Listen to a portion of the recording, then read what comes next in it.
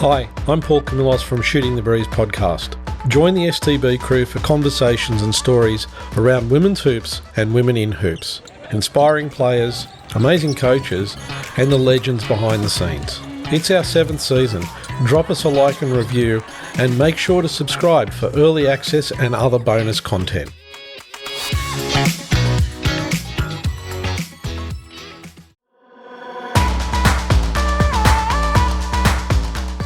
Yeah, our first couple games, we had major turnouts and, young girls coming back. And I have a couple girls that come up to me every single game and after every game, and they're always saying, we came back and we love it. And so it's just incredible to see those little things. I mean, that's what really, warms your heart. And the community is really awesome.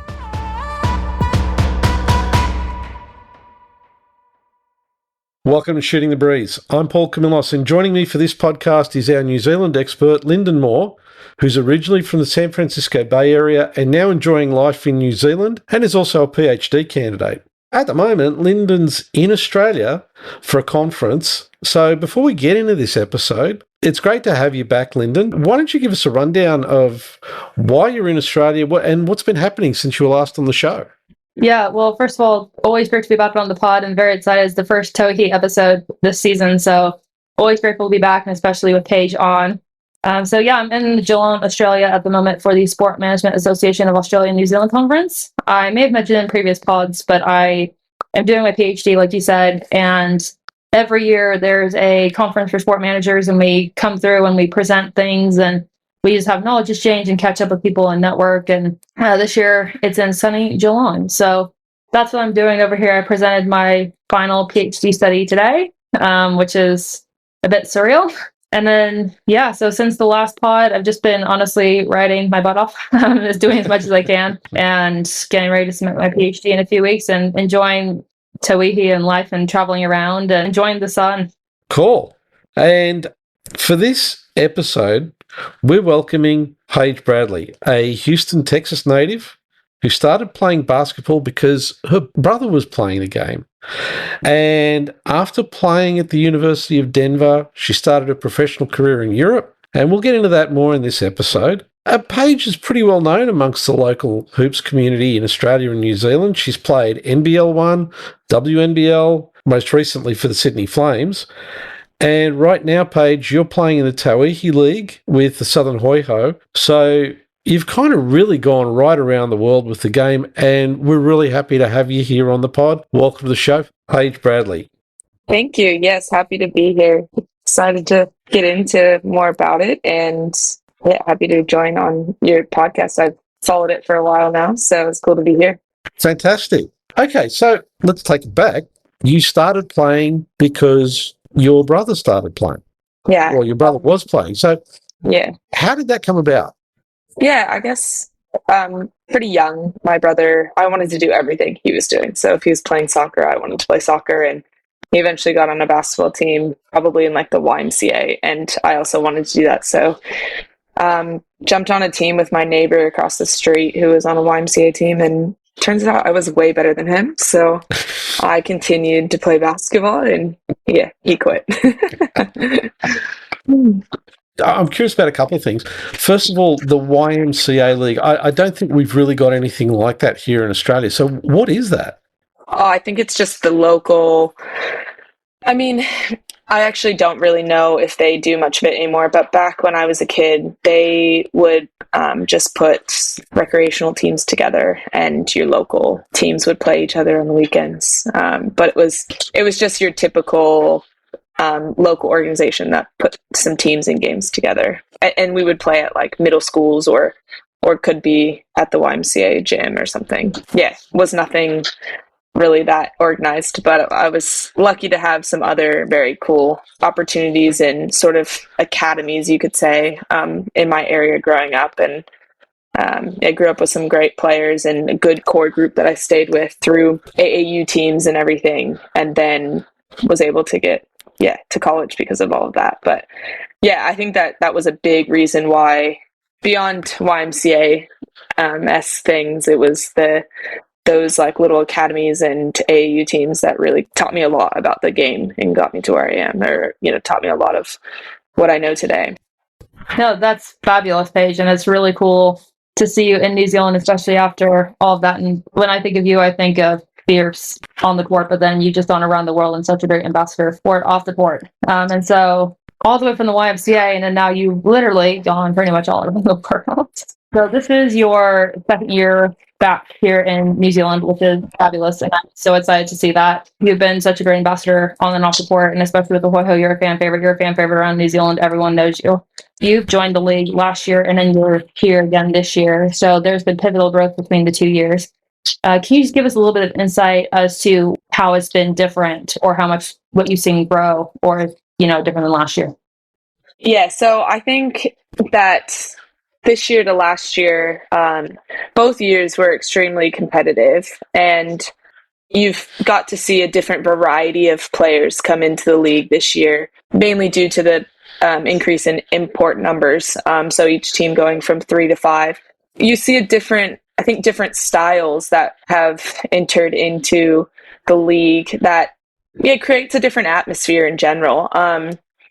But I still think it's very competitive. Like the previous year, I think it was also very competitive.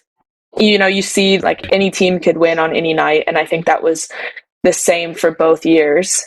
And you see really good, there were, I guess you could say, a bit of blowout games, but I still think it's interesting each night. You're not really sure who's going to win.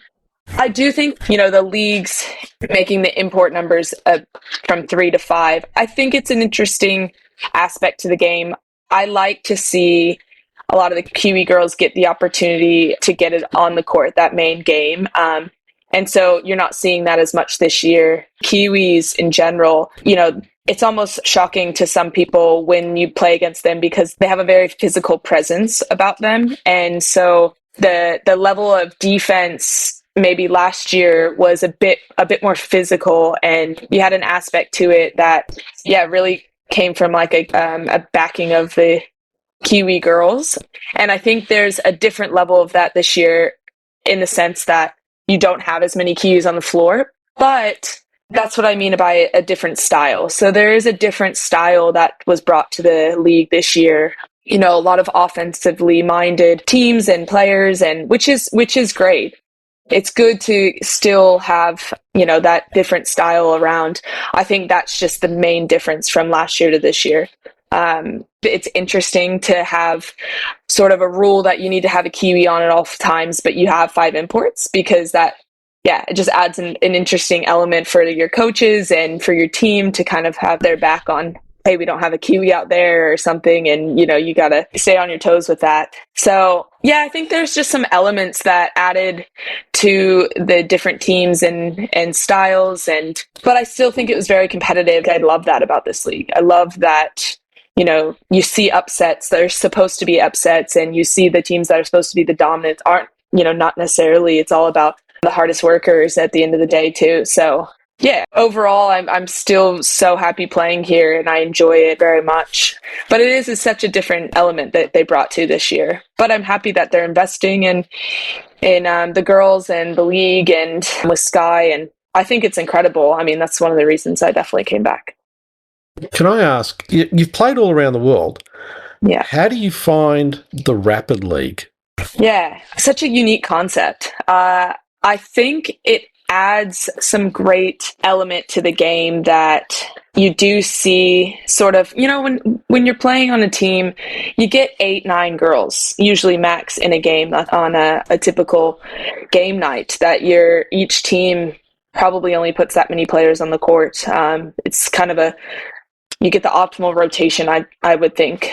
But to have a Rapid League where girls that usually don't touch the floor on a game night will get a chance to have some real game-like situations and time, I think it's an awesome concept. Frankly, it's tough on those people that play a lot in Rapid and then also need to play a lot in a main game. So if you're like the 6th, 7th man off of a bench, it could be pretty taxing on the body.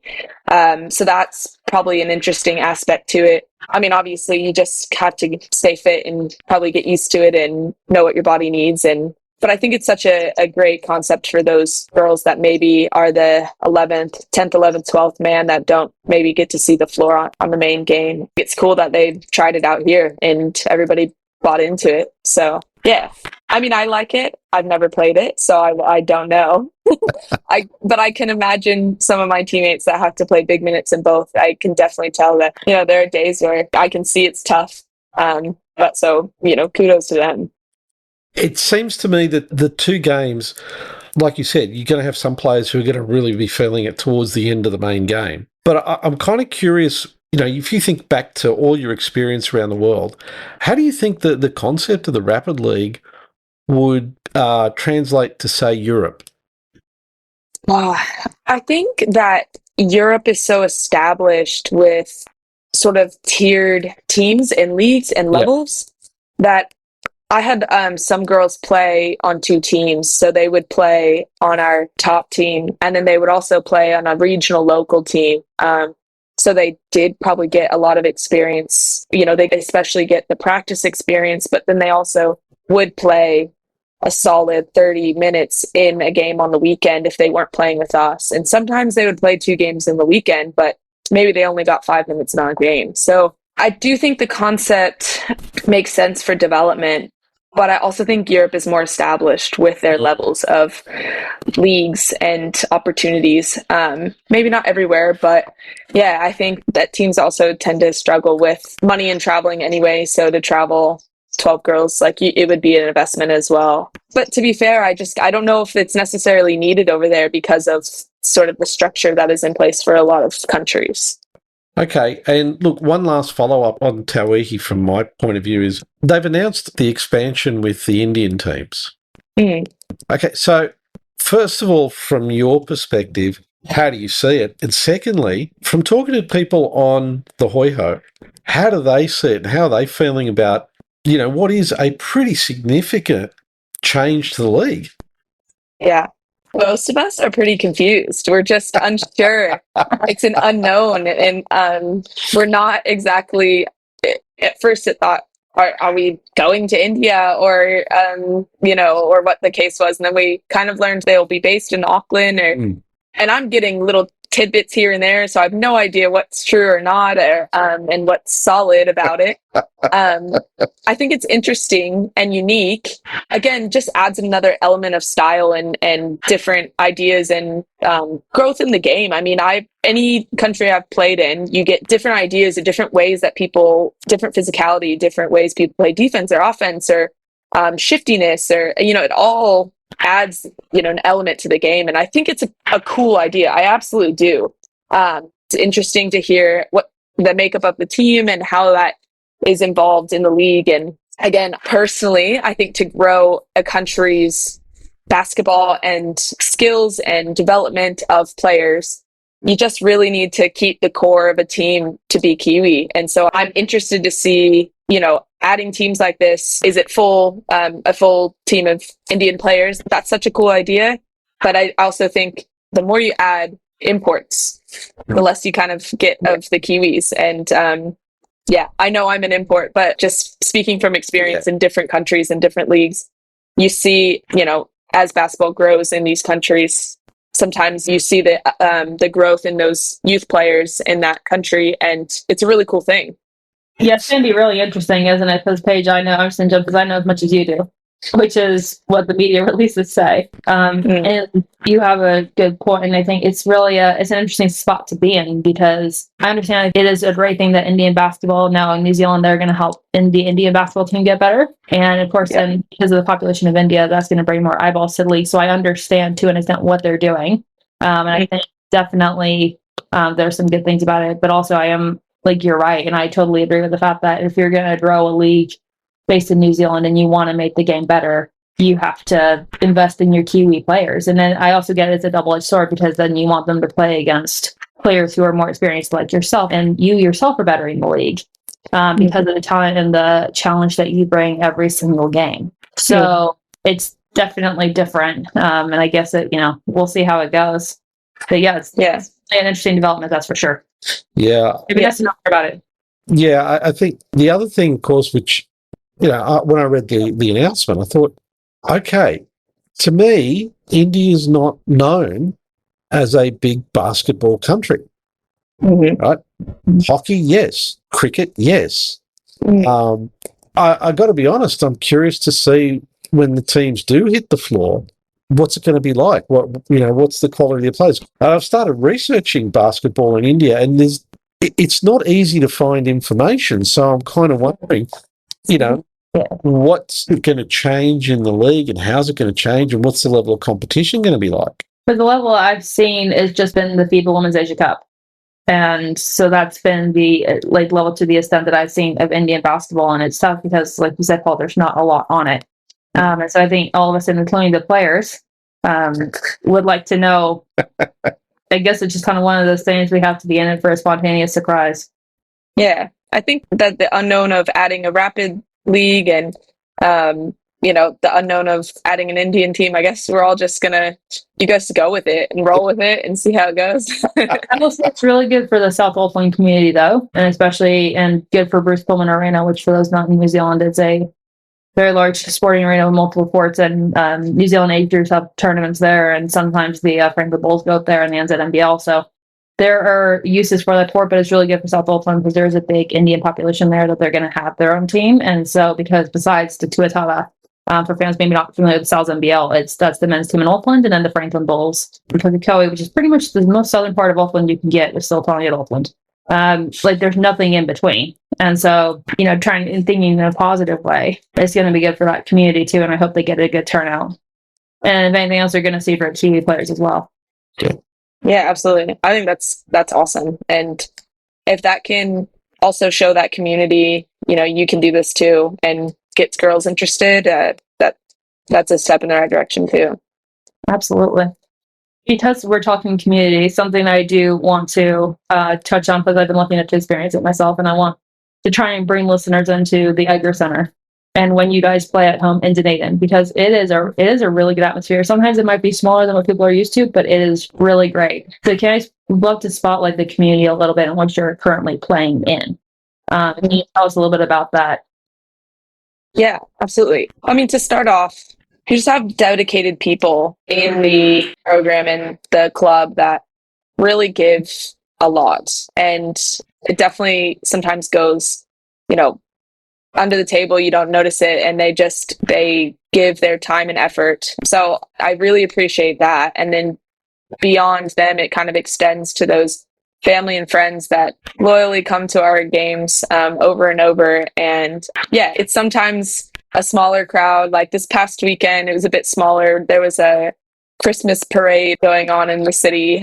So we didn't get a bit of the families and the young kids there, which is okay. But our first couple games, we had major turnouts and, young girls coming back. And I have a couple girls that come up to me every single game and after every game, and they're always saying, we came back and we love it. And so it's just incredible to see those little things. I mean, that's what really, warms your heart. And the community is really awesome. It's funny because we'll kind of go into schools and we'll say, like, do you guys know the Nuggets? And everybody's like, yeah. And they're like, do you know the Hoiho? Oh, no. It's like, but here, we're here, and we've gotten some good traction with some of the high schools, with, some of the Girls Got Game camps, and just also some activations we've done to reach out to the community a bit more. And we definitely have some loyal people, but it's definitely making its way around. And we've had a couple like radio ads go out this year, and you could definitely hear it going around, and it's definitely bigger than last year. So yeah, I'll take a win on that. Hopefully we can continue to grow it here. I think Stephen Adams had a camp here, so that got a bunch of kids in for basketball, and you see more girls that are getting interested in basketball and not just netball. Yeah, absolutely. And especially in Dunedin, it's, I love going to visit every team. This is partially why, because for the reasons that people can't get down there. Because I feel like on TV, it's great because we see you playing and there is that visibility. But like you said, the stuff that goes on behind the scenes, you really have to be there to show up. And honestly, the investment that's put in, given where you guys are in the world. And I feel like every time I'm on social media, I see something from the Hoiho that you guys are out in the community, and it just warms my heart, really. And it's great to see the Girls Game activations going on. it's a nice mix between locals and imports and returning players from last year. And so it's a nice harmony. Just it's playing the long game, really. And in the years to come, it's going to be, and I hope it's going to be even bigger than what it is now. Yeah, I hope so too. So, for people who are listening who aren't aware, how many people does the stadium hold? That would be a Google question. I'm unsure about that. I know the Nuggets have sold it out before. Look, the reason I'm asking is not so much about the actual physical number, but it's more about how often do you actually get to fill the stadium? Because look, there's nothing like playing in front of like somewhere like Kudos where it's pretty full, but you can't take away the impact of even being in a smaller stadium that's really full, and particularly those smaller stadiums. It's like the floor, a couple of meters, and there's your fans are right there. They're so close. Oh, absolutely. Yeah, so according to Google, the Edgar Center capacity is 2,880. Okay. So that would be both sides down, which we usually only put one side down. And we don't fill one side. But I definitely think it kind of is a bit quiet at the start. And then when we really get into the main game, and if our bench gets going, we really get the crowd into it.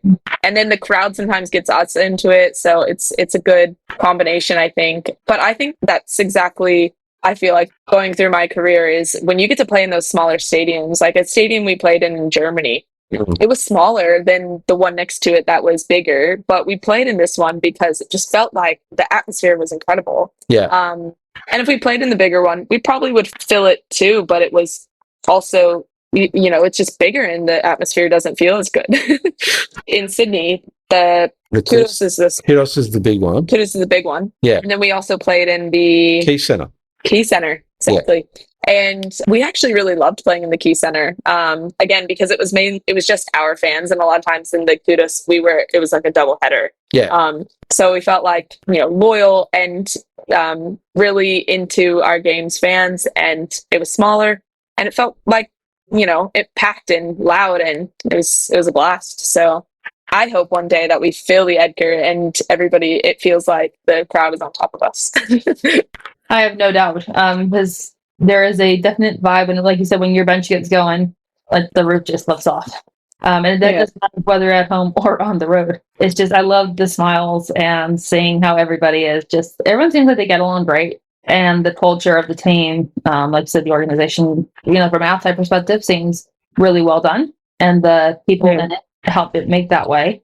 But that team culture, just can you give us a little bit of an insight into what that is? Because if people watch you on TV, you'll probably see a lot of smiles. Yeah, absolutely. I think our team culture kind of lingered from last year into this year. Like last year was probably a really special season because with the imports that came in, so me, Ashton, and Elise, we just didn't really have any expectation, and I don't think any of us really did our homework on what we were walking into. But it was a team that didn't win many games, and nobody really thought much of the team winning and having any sort of impact. And then we just came in and said, let's do this. And I guess didn't have any expectation. Came out and had a really cool connection and vibe, and we all just were go-getters and doers, and we just wanted to do our best there and have fun, and we really did that, and in that short amount of time. And I think that just flowed into this season. Of course, we're sad not to have Ashton again, but even adding 3 more imports, it was still such a good vibe. And I think that speaks to Todd being able to really recruit those players, types of people, and Ange, and just everyone helping out to really find such a good core group. And I mean, that's a big reason why Elise and I wanted to come back, was we just enjoy the environment and the people here, and they make you feel welcome, so they take care of you. And then beyond that, we do things together as a team, and we'll have beach days, and we will, whatever it is, like go watch sunrises or sunsets, and we have potluck dinners together, and we really just enjoy each other's time. And it'll be any sort of random activity, and it just thrown into the chat, and whoever wants to go heads off, and it's a good time. I love that all the side quests that are happening with the Hoiho. I think it's just amazing. Is there a ringleader for all of that, or is it just somebody whoever wants to chip in and go? Yeah. And then also, how do I get invited to Shelf Sleep, because it looks so much fun? Yeah. Let us know when you're here, right? You know, it's an open invite. It's usually, I mean, there's probably a few people that throw out ideas more than others, but realistically, it's just someone chucks it up in the chat, and whoever shows up. And, you know, like last night, everybody went to the movies. It was past my bedtime, so I did not go. But yeah, it's just random, really. So I think that's the best part, is that there's no worries in the world if you go or don't go, and you get to enjoy your time when you're together, and you also can do your own thing if you want. Look, you mentioned beach days, and just as an aside, I noticed through the window behind you, yeah, it looks windy and cloudy, and like it's not a great day there today. Actually, it was really sunny and beautiful for most of the day, and then some clouds rolled in. It's definitely been windy all day. Yeah, brutal wind. But I think I got a bit of sunburn on my shoulders today. I was sitting out having a coffee with Zoe and Sammy, and I think I got a bit of color because the sun was very strong, but the wind it was pretty brutal today. I heard that some of the planes turned around and didn't land in Dunedin from Auckland. So yeah. Wow. And my parents get in tomorrow, so I hope it's not too windy. Oh, cool. Amazing. Yeah. So is this their first trip down? It is their first time in Dunedin, in New Zealand. Sorry. Cool. Yeah. Amazing. Yeah. I'm so excited. With your guide. Yes. Yeah. And so off the court, you guys are gelling really well. And then on the court, you know, you guys are taking care of business. Let's make no mistake about it. And you made reference to earlier that you never know what's going to happen. There have been some upset games that are actual upsets, and there are other times where maybe you come a little bit closer. But at the end of the day, I tell people, you know, you should never count the Hoiho out. Just never. And you are a big part of that team. There's no mistake. I think anybody who follows the league, even Lucy, will have an idea of who you are, because of you've been on the leaderboard for assists, you've been in the MVP rankings. So you've been constantly dishing out, I think, like the couple of games that I've seen you've just tear it up on the floor. And so, you know, you bring your attention to your teammates. So I want to celebrate you for a second, because you are so humble. And so reflecting on your game, how have you gotten better over time? Wow. I think early on, you just rely on some athleticism or, youth to get you through a lot of things. But over my years in playing in different countries, I've been lucky to have a lot of coaches that have taught me some different aspects of the game and different ways to read it, and really diversify my own game, I think. Just as you get older, you really need to use that IQ rather than the use of athletic ability, because your body starts to realize like you're not as fast as the young ones. So having a bit of that knowledge can very much help. But yeah, there's different styles all around the world, and you just get to learn some new things from different players and even different moves and, small steps. I mean, Guy Malloy, he's such a player's coach that is really good at development. And so he was really cool to play under, and considering, little small aspects to a game that, even just a different type of hesitation or step that, just adding this in there kind of gets the defense to, off balance, and really gives you an advantage that you didn't even think you needed. And then it's very useful. So that was really cool in Sydney to also understand how he wanted the game and what the angles and all of the details is something I'm very interested and passionate about learning. So it's been cool to take that with me elsewhere. And I had a lovely coach in Germany that I also learned a lot from. So yeah, it was over the years just taking those different lessons and applying them in all different areas of my own game, and then hopefully spreading a bit of it. Like I think there's a few people on my team that I've just enjoyed. Yeah, whether even it's doing like little shooting workouts with, and having the ability to share a bit of what I've learned is really enjoyable for me. Now, don't pass me as a coach, but I don't really plan on doing that any day. maybe for my kids or something, but yeah, that's a whole nother patience level I don't think I have. But I enjoy the small bits of it all, and I really key in on details. So I've just brought a lot of that into my game, I think. Yeah, definitely. And so I first actually talked to you when you were in Sydney, and you had mentioned that Guy had seen you because of Tauihi. Yes, yeah. So just interested because now you played in NBL1, WNBL. So you mentioned that you've had key coaches and you've learned some key things that you put into your game. Are there any other takeaways? Because, we do have a huge appreciation on this podcast for WNBL, NBL1. What are some of those takeaways from those leagues that you got? Because the WNBL, is also another high level competition, and really so is NBL1. Yeah, it absolutely. And I think, well, I'll start with WNBL.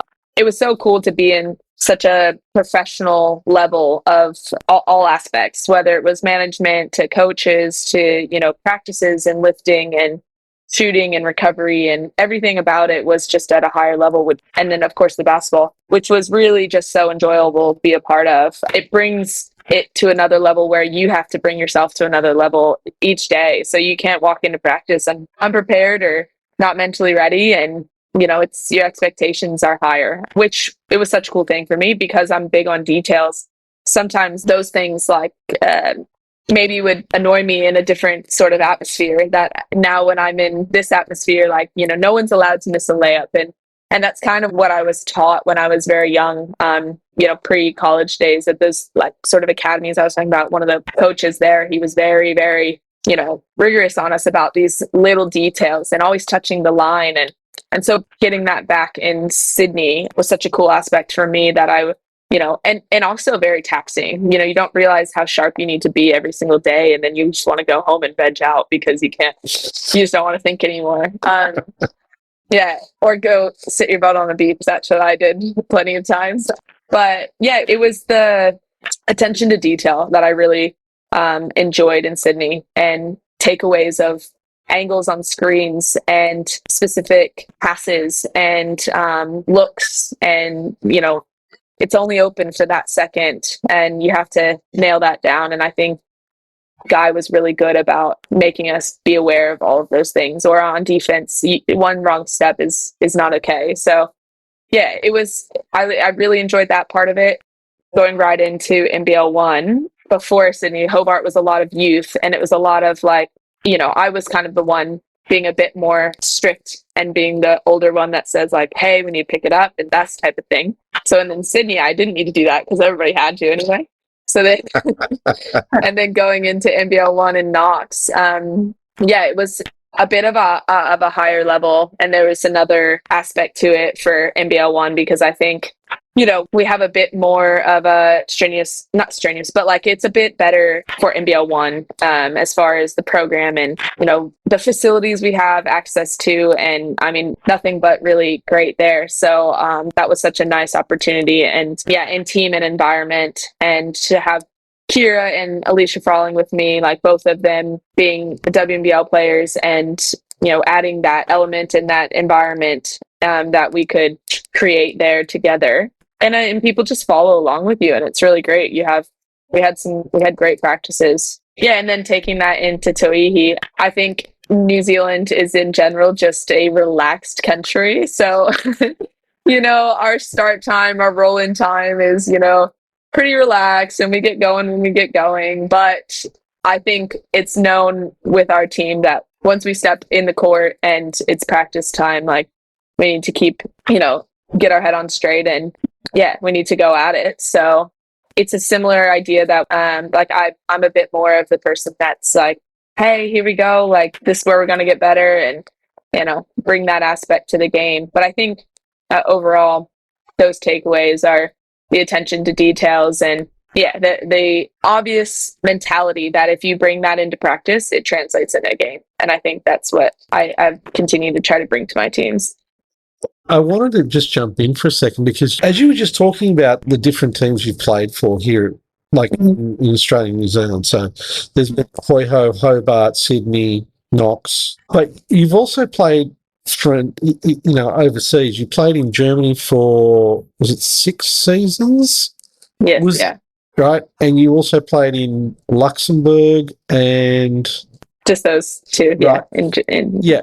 So, having experienced all those different teams, I'm curious to understand how different are, I mean, for want of a better word, the personalities of these teams. Yeah, you just have to, you deal with a lot of different people and personalities and groups and elements. And I mean, dare I say drama sometimes, but no, surely not in basketball. But yeah, I think it's such a fascinating thing for me. Like, I really enjoy people, and I think my whole life I've been quite a bit of a people pleaser, less of it as I get older, but I like to make sure that everyone's having fun and enjoying themselves. And I also want to make sure on the court that, people are playing to their strengths and we're getting everything out of what we can in this person. And, I feel a lot of weight on that a lot of the time. Even this year with Hoiho, like, we had so much talent, but I feel like we weren't reaching our potential. And so I'm like constantly thinking about how we can get that out of people. And I mean, I think it's such a cool element on going through this process and this journey, is getting to meet all those different people and personalities. But I thoroughly enjoy it. I wouldn't be doing it if I couldn't handle it, I think. Are you sure you don't want to be a coach? Because you're saying all the good coach stuff. I know. There's been many people before that have said you should try it. I don't know if I can do it. And so the WNBL, so you played with a lot and against a lot of great players. We saw a big influx of WNBL players into Tauihi this year, which is great. I mean, ignore the tone of the voice. It is great. I don't know why I said it like that. But were you surprised by the number of WNBL players because of the schedule shift that decided to come over to Tauihi? Yeah, I think there was a bit of surprise, just because I think there were a lot of Aussie players that, were looking to go overseas. And WNBL is a bit in a, like, a shifting stage of, their new management, and they're kind of trying to all figure it out, and really in a phase where they're really trying to make it great, or continue the growth of it. And I think people were maybe a bit unsure about it, everything that was going to happen with the WNBL, and the free agency was pushed back so many times, and it's just getting kind of late in the ideas of things. And I think, people just decided, well, let's check this out. And the bigger salaries helped, and probably short amount of time also helped some people that could get back for Christmas and, be ready for the start of NBL1. And I think there's plenty of instances or ideas of why people wanted to, but I don't blame them. It's a great league, and who wouldn't want to have like an awesome 4 months in New Zealand? I love this country, so yeah. It's starting to sound like maybe you'll be back again. Well, there hasn't been any talks yet. I mean, I don't think teams are allowed to. I'm not even sure, but yeah, no, I wouldn't say I'm opposed to it, but we'll definitely see what happens. I live my life a season at a time, I swear.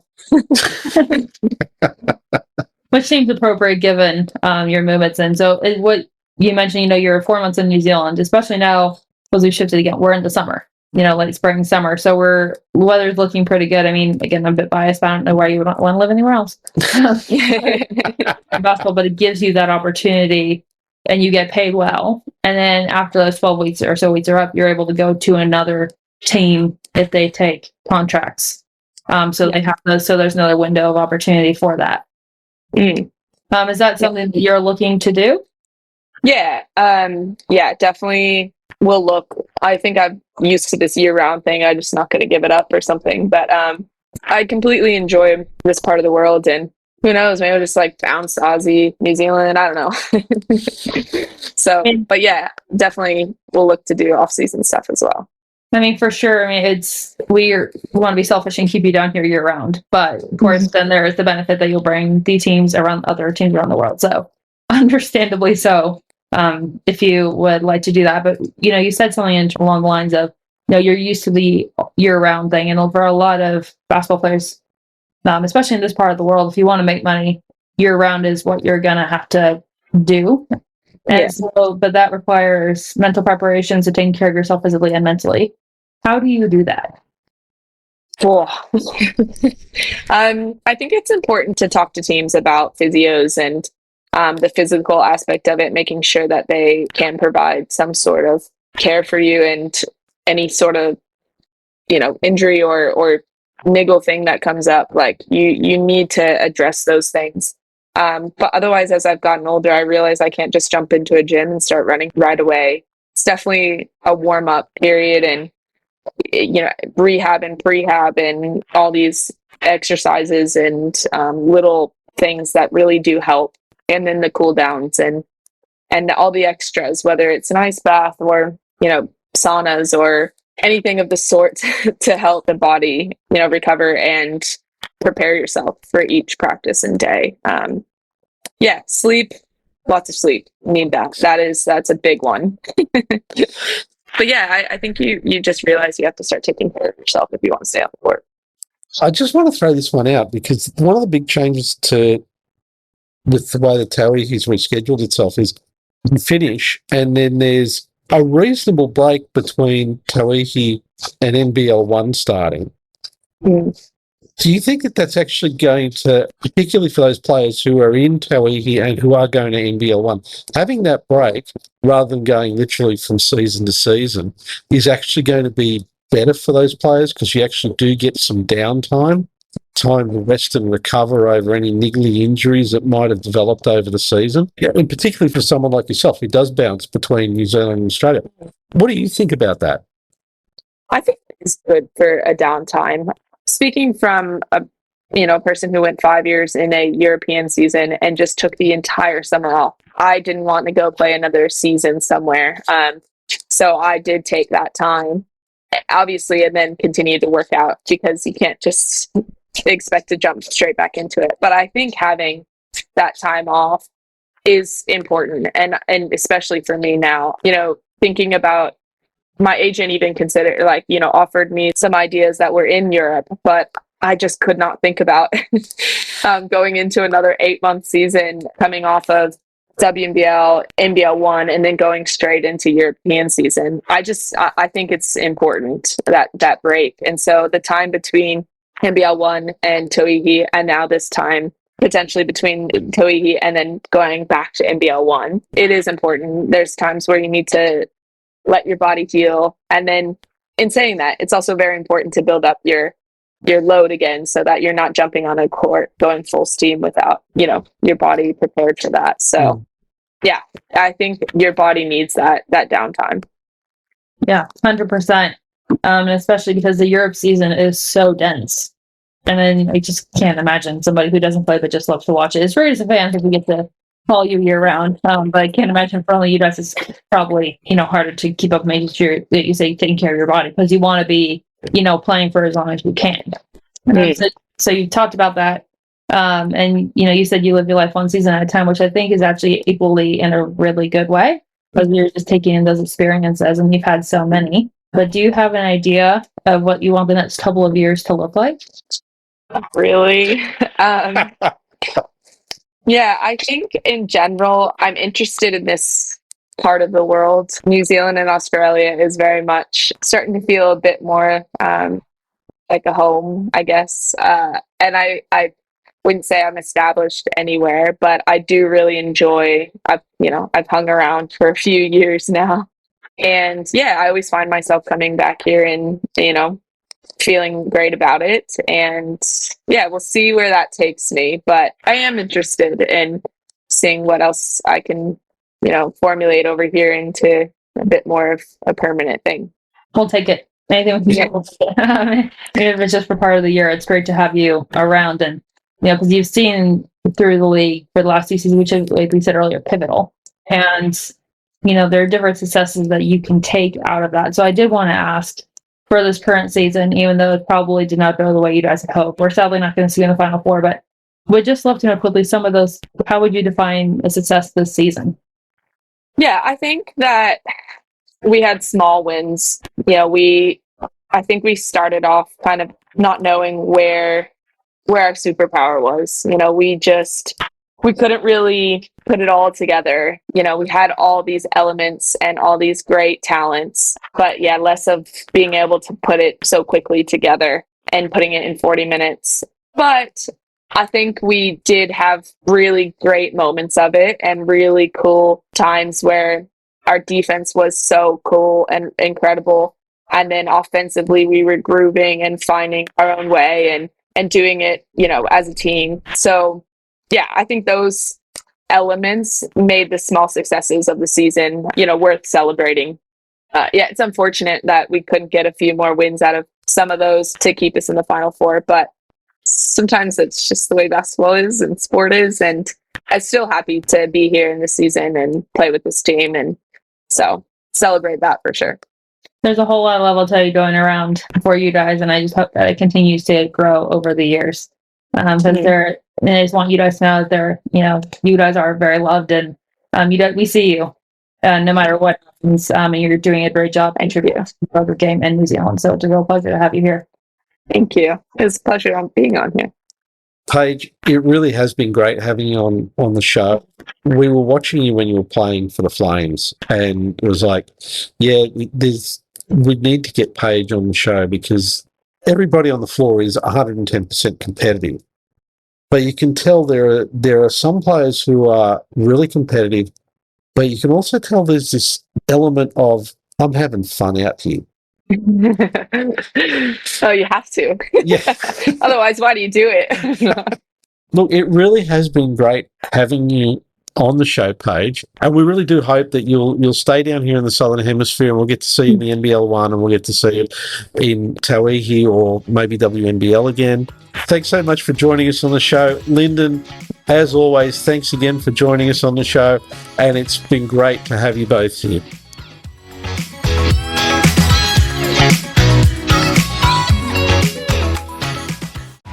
Make sure to subscribe wherever you get your podcasts so you get our latest pod, and we really appreciate if we could get a like and a review so we can extend the reach to more listeners. And don't forget, follow us on Instagram, Twitter and LinkedIn.